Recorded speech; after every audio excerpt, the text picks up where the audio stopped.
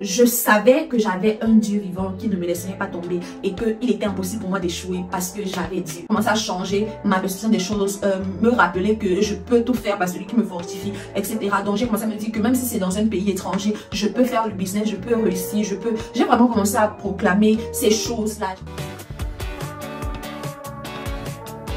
Dans cette vidéo, je vous raconte comment je suis passée du manque à l'abondance.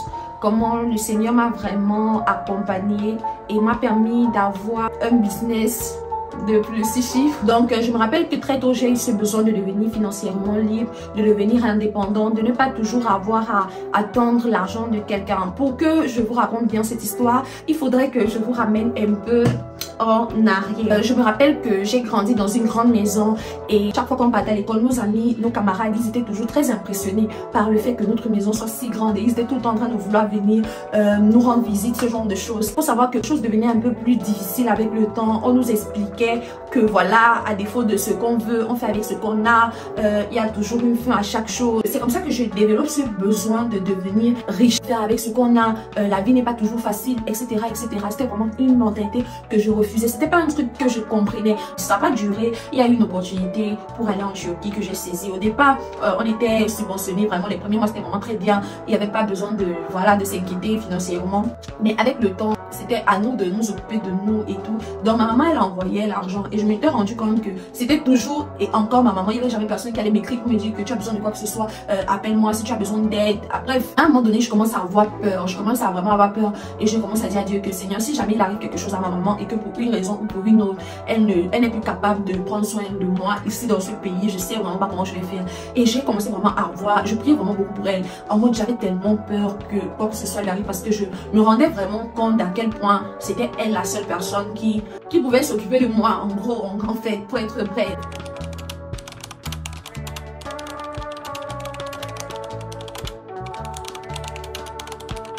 Pour moi, YouTube, c'est mon Netflix. YouTube, c'est mon application, en fait. Si on me demande de choisir une application, je vais choisir YouTube. Like, c'est la seule application dont j'ai besoin, en tout cas.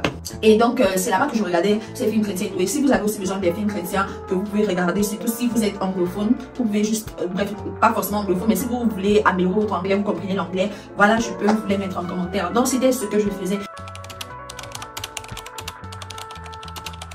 Et ça a vraiment commencé à changer ma perception des choses, me rappeler que je peux tout faire par celui qui me fortifie, etc. Donc j'ai commencé à me dire que même si c'est dans un pays étranger, je peux faire le business, je peux réussir, J'ai vraiment commencé à proclamer ces choses-là.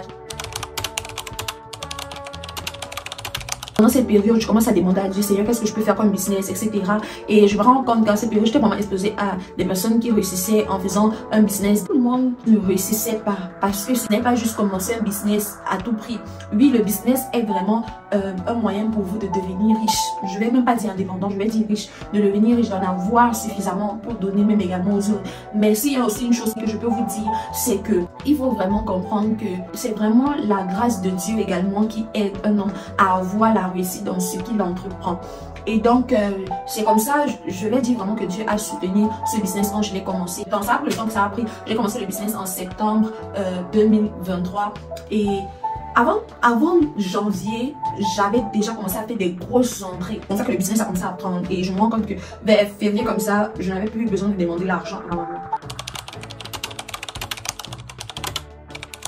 Et ça, à un moment donné, c'est vrai qu'en moi, j'ai commencé à avoir peur que, mais si jamais quelque chose arrive, est-ce que, genre, si le business ne se passe plus bien, etc., est-ce que je rentre pas, je vais partir voir ma maman pour demander de l'argent, ce genre de choses. J'avais peur, en fait, que mon indépendance ne perdure pas, en fait, que ça ne dure pas. Et j'ai commencé pas à paniquer.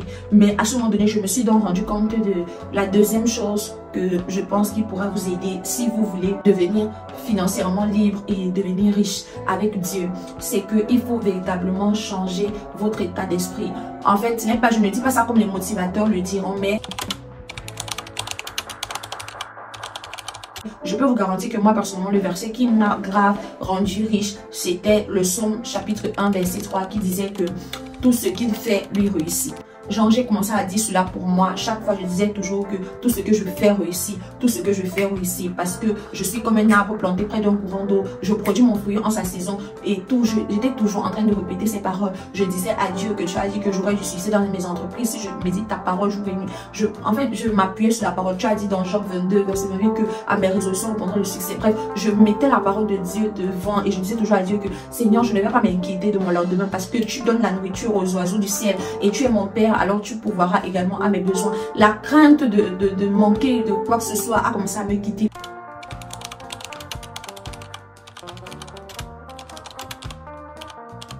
Parce que je savais que j'avais un Dieu vivant qui ne me laisserait pas tomber. Je savais que j'avais un Dieu vivant qui ne me laisserait pas tomber et qu'il était impossible pour moi d'échouer parce que j'avais Dieu. Là, c'était vraiment quelque chose que j'ai approché à mon cœur et tout. Je disais vraiment les sommes qu'elle a dit de ne pas échouer. Moi, j'ai commencé à proclamer ces paroles et vraiment le Seigneur, il a fait. La troisième chose que je vais vous dire, c'est que il faut savoir que quand Dieu vous bénit, il faut qu'il ait des raisons de vous bénir. Je donnais, je disais à Dieu que Seigneur, voilà, je veux donner dans ton œuvre. Je veux s'aimer dans les ministères qui me bénissent. Mais je n'ai pas l'argent financièrement pour faire cela. Et je priais vraiment à Dieu que Seigneur, si tu me bénis, je vais pouvoir aider et soutenir ces personnes qui me bénissent d'une manière ou d'une autre.